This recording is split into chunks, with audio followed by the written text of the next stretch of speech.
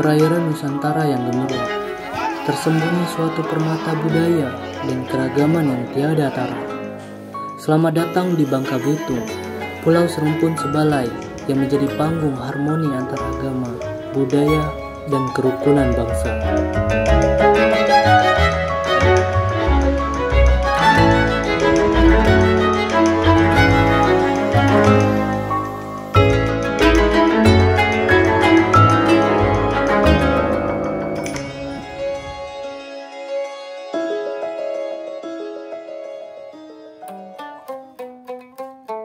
Di Bangka, khususnya di Mentok, ketika Mentok dibangun oleh Kesultanan Palembang di sekitar awal abad 18, Mentok itu dibangun dari bermacam ragam etnis. Jadi di Mentok itu ada orang Melayu, ada orang Cina, ada orang Bugis, dan beberapa etnis lainnya. Masing-masing etnis itu membawa pengetahuan, kepercayaan yang kemudian membentuk identitas budayanya masing-masing.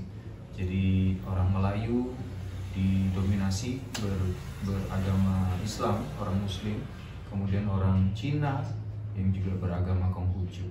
Nah, identitas-identitas ini juga bisa terwakilkan dari bermacam objek budaya lainnya, misalnya bahasa, kemudian tradisi, kemudian juga ada makanan dan lain-lain. Masing-masing identitas ini kemudian memiliki peran budaya masing-masing, membentuk masyarakat Bangka, khususnya di Mentok misalnya, membentuk masyarakat Mentok menjadi masyarakat yang majemuk, memiliki keberagaman dari sisi kepercayaan, adat istiadat, bahkan ke yang lain seperti bahasa, makanan, tradisi, dan lain-lain.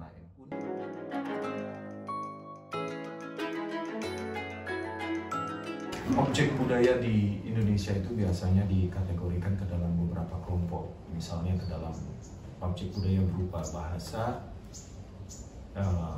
seni, pengetahuan, teknologi, termasuk yang tangible seperti cagar budaya. Objek-objek budaya tadi sebetulnya adalah mewakili kekayaan atau warisan-warisan budaya yang ada di Indonesia, di Nusantara. Kalau di Bangka, seperti di Mentok itu mewakili banyak sekali jejak peninggalan, baik yang tangible maupun intangible. Yang tangible misalnya seperti bangunan-bangunan sejarah, ada Kelenteng Kungfu Miao, Masjid Jami, Wisma Ranggam, Pesanggerahan Menumbing, Rumah Mayor Cina, dan lain-lain.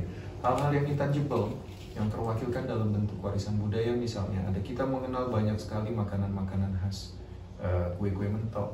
Kemudian juga banyak juga objek-objek yang berupa adat istiadat. Jadi kalau di Bangka Barat misalnya, di suku Jering kita mengenal beberapa tradisi seperti tabur gunung, ceria nerang, di Tempilang kita kenal ada perang ketupat. Semuanya itu adalah warisan dari kekayaan budaya yang masih hidup dan lestari sampai hari ini.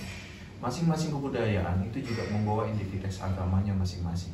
Menariknya bahwa perlu untuk mengenali, sebagai pesan kepada generasi muda, perlu untuk mengenali kekayaan budaya itu, juga kemudian menempatkan objek budaya itu, kekayaan budaya itu ke dalam tiga hal, maknanya, nilainya, dan fungsinya.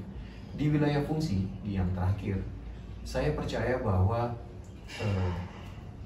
kerukunan, toleransi itu adalah salah satu cara untuk merawat keberagaman.